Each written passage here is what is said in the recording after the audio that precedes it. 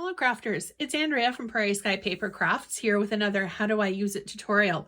Today we're looking at the Take Your Pick tool.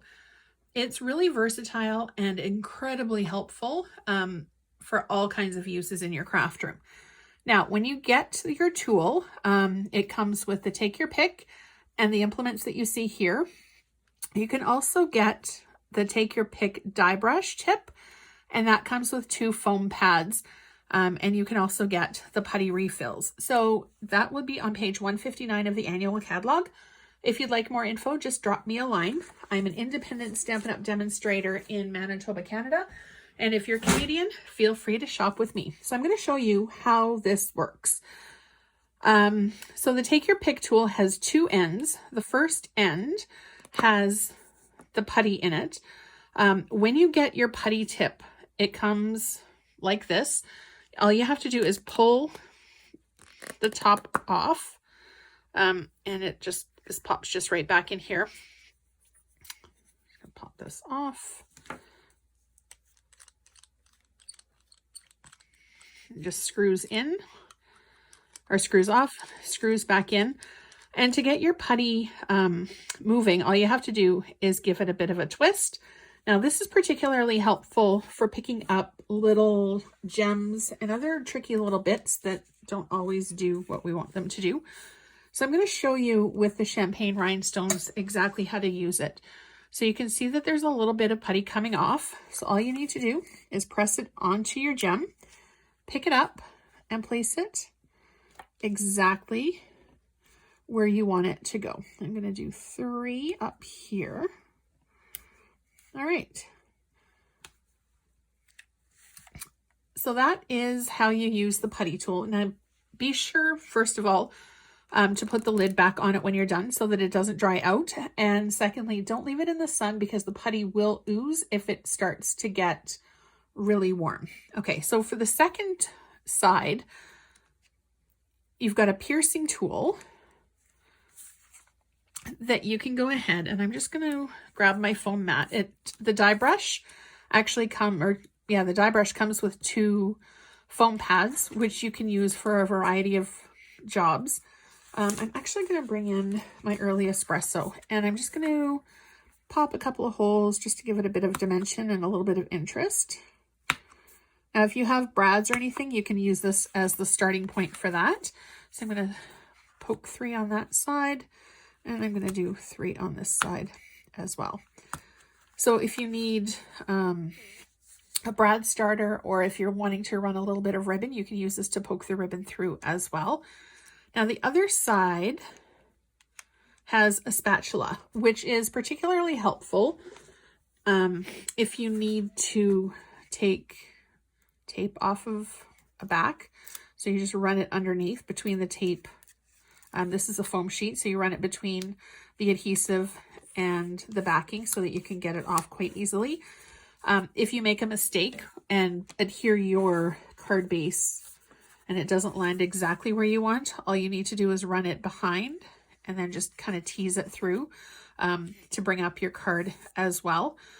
So that's fairly quick and fairly easy to use. It also comes with, speaking of easy to pick up, there we go. It also comes with a stylus. Now, this pops out just by twisting and pulling. There's a lock and an unlock. So you put it in, twist it one way to lock it, twist it the other way to unlock it. And it's got a large and a small stylus tip. So if you want to do some embossing and you don't have a tool to help you with that, either a scoreboard or the Stampin' trimmer that has the built-in scoring blade, and you want to do some scores, you can do that with just the foam mat. Obviously, I would use a ruler if I was doing an actual project and wanted to make it straight. So there's quick and easy. You can also use it on your dies to give your dies some dimension. I'm going to use the larger one, and I've used the small floral punch for this flower. And all I'm going to do is start in the middle and rub in a circle just to kind of give it a bit of a popped up look. Just keep going. Okay, and then there's our flower shape done.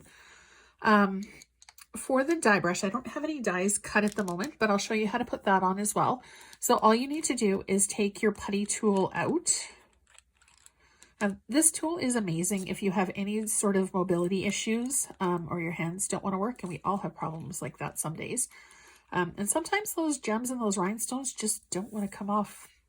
Okay, so all you would do is put your die brush on, take your die cut shape, if it's got intricate bits, and just give it a rub. Because the foam pushes down, the little bits, they do sometimes go flying everywhere, so just be warned about that.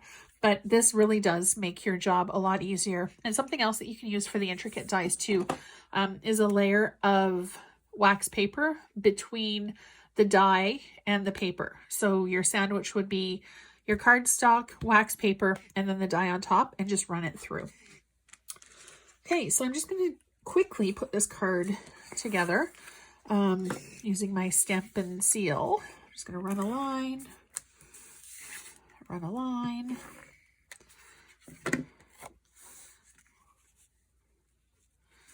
All right, there you go. So this card was really quick and easy to use, and I used, which stamp set was that? The Happiest Birthday stamp set.